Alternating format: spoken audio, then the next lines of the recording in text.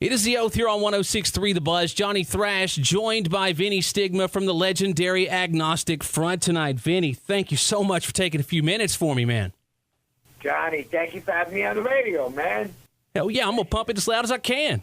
Yeah, man, it's good to talk to you. Hey, you know what? The American Dream Died just came out on Nuclear Blast record. And, man, as you would expect with Agnostic Front, the new album's a kick to the throat, man. You're well over 30 years in, and you're as energetic as ever, Vinny. It's crazy, man. It's awesome. Johnny, I still could bring it. Yes, you can. You know, I still could bring it. That's amazing because I see a lot of guys that were, or a lot of guys that did it 30 years ago, and they can't bring it today. You know, you got to be in it, Johnny. You got to be in it. You got to believe. Vinny, you still sound genuinely angry. You know, you hear so many guys go, I kind of mellowed out. I got older, whatever, this and that. And that is obviously not the case, man. You are fueled. That's like giving up.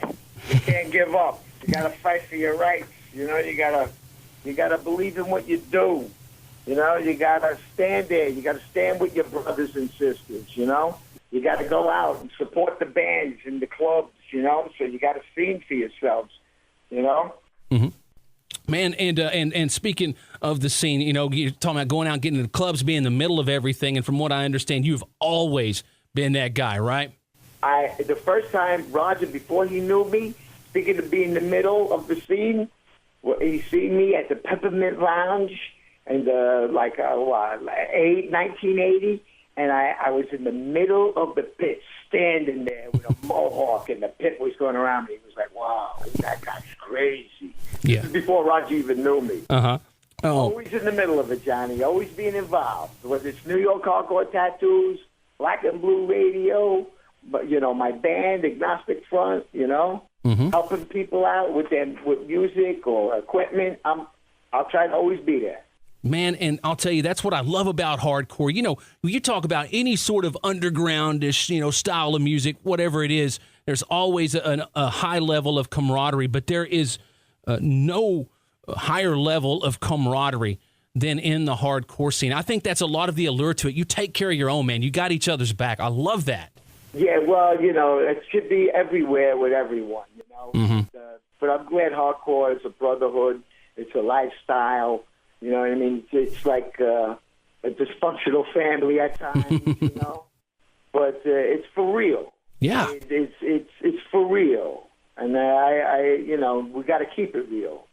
We got to keep it safe. You know, we got to cherish what we have. You know, it's funny.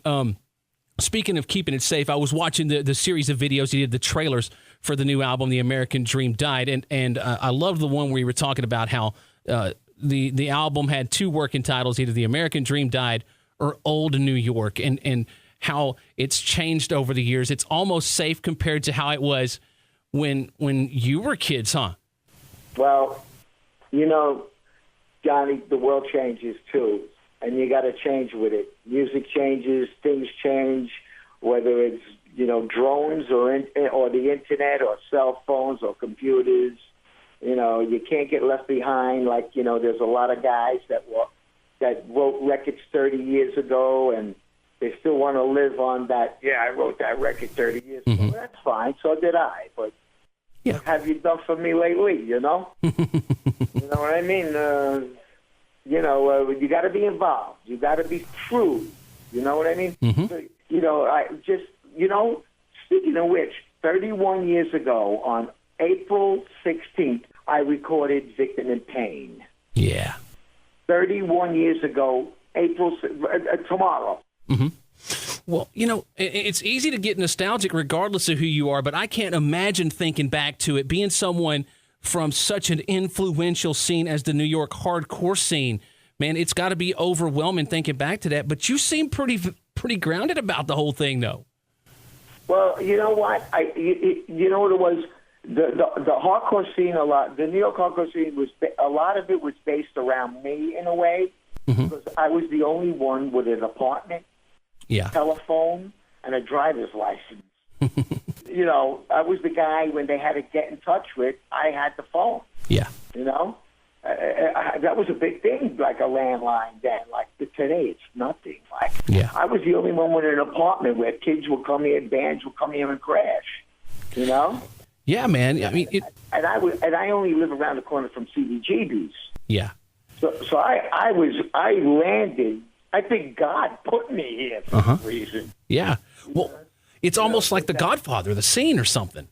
It's just if it wasn't me, it was going to be somebody else. That's how I look at it.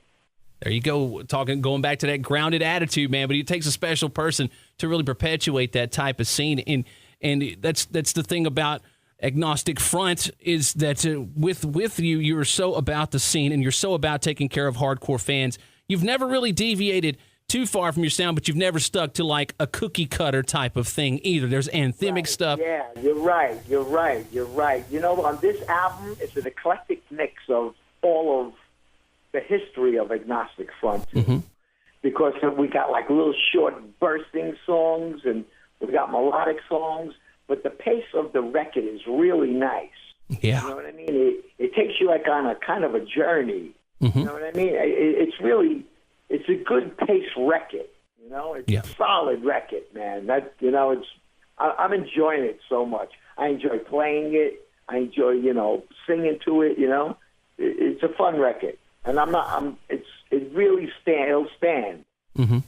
Well, man, I would say that's one thing about Agnostic Front. I think you write timeless music. I think you're going to see kids, who knows, 50 years from now or whatever, that are still getting what you're about. And I think that is probably the best thing that a band can attain, is to be a band that is timeless, that doesn't just fit in. Well, that's that band from the 80s or whatever. That is not the case with Agnostic Front, man.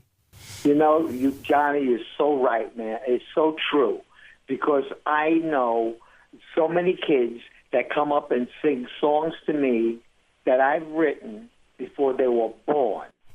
And that is a great honor. Yeah. To me. Oh, man. So I got to make sure I'm a good spokesman or a good person for this. You know what I mean? I have a responsibility, I feel, now as I get older. You know what I mean? I got a kid now in college. You know what I mean? I feel like I was always a good guy, a good dad. You know what I mean? I was never like a drug guy, you know what I mean? I never got arrested, never been to jail. You know what I mean? I'm a pretty good guy, Yeah. I was a street guy. I'll punch you in the face. I don't care about that. But right. Today you do that. You can't do that today. No, you sure can't. The world is different, So I tell the kids now, go out, fly under the radar screen, make a friend. It's better than making an enemy. It's a lot easier in the long run, and it's a lot nicer. Yeah. Well, have a brotherhood and go enjoy life. It seems like y'all always have had that very mentality right there. It's like the other New York hardcore bands, man. There's a total brotherhood there, and y'all are always lending, helping each other out. I know Freddie from Madball is on the new album, so it seems like your attitude has went a long way in fostering that great scene out there. Yeah, well, I was in Madball too. I enjoyed playing in that band. Well, I practically started the band Madball. Okay. You know what I mean? I started Madball I started Agnostic Front, New York Hardcore Tattoos. I'm involved with the radio station. I'm always involved. I have my solo project, So I love music and I love what I do. It shows, it comes through in what you're doing. It's like you have this endless well of aggressive songwriting. It doesn't, it's like how do you do it, man? Have you ever even hit a brick wall? I mean, because it just seems like it just keeps pouring out of y'all, man. Exactly what you'd expect. You do as a writer, a musician. I was a musician. You do go through your dry spells, like anything else. But like something will come up that'll tick you off, or there'll be some kind of an event. If it ain't 9/11, it's going to be something else. There'll be an event or a personal event, a death in the family, or a betrayal, or whatever. And I think that helps writing music. Oppression always is hardcore speaks of, you know. Mm-hmm.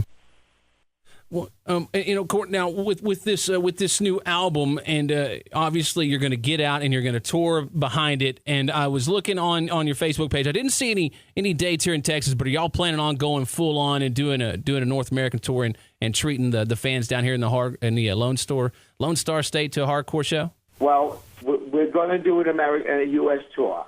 And we just went down the east coast of Florida, mm-hmm. Miami and back, okay? But we're going to, and we went to Puerto Rico just the other day, and we did a little thing down there. But we need to do an American tour. And to all the Texans out there, man, I tell you, first of all, I'm a great two-stepper. Oh, yeah. Oh, I can two-step. I love it. I enjoy it. I love Texas. Texas ain't big enough for me.